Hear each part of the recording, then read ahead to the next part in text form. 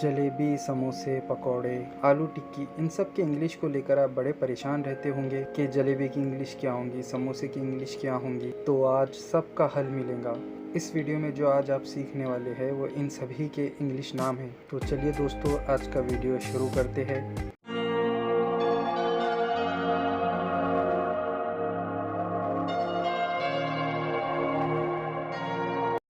So the first one is pulao या तहारी, जो चावल से बनी होती है। इसे बोलेंगे पिलाफ, पिलाफ या फिर कैसरोल या फिर कैसरोल। नेक्स्ट इज भुर्ता या भरता, इसे कहेंगे मैश, मैश या प्यूरी, प्यूरी। नेक्स्ट इज पापड़। दोस्तों, आपको डेफिनेटली इसका इंग्लिश में नाम पता नहीं होगा। इसे बोलते हैं पॉपिडम। क्या बोलते हैं? पॉपिडम। समोसा, रिसोल, रिसोल या फिर savoury stuffed pastry, savoury stuffed pastry. Next is jalebi, इसे कहते हैं funnel cake, funnel cake.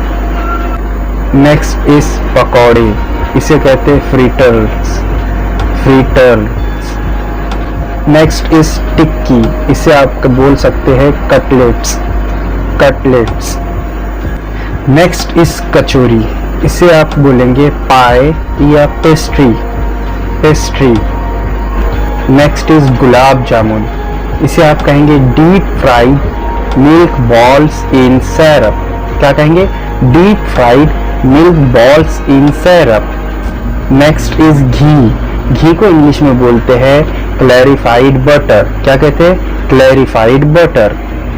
Next is मालपुआ, इसे कहते हैं पैनकेक। क्या कहते हैं? पैनकेक। नेक्स्ट इज गुलगुला, इसे हम इंग्लिश में कहते हैं डम्पलिंग। क्या कहते हैं? डम्पलिंग। नेक्स्ट इज गोलगप्पे, गोलगप्पे क्योंकि इंडियंस डिश है इसलिए इसे हम इंग्लिश में भी गोलगप्पास ही कहेंगे। क्या कहेंगे? गोलगप्पास। नेक्स्ट इज आलू की टिक्की, इसे हम कहेंगे पटाटो केक।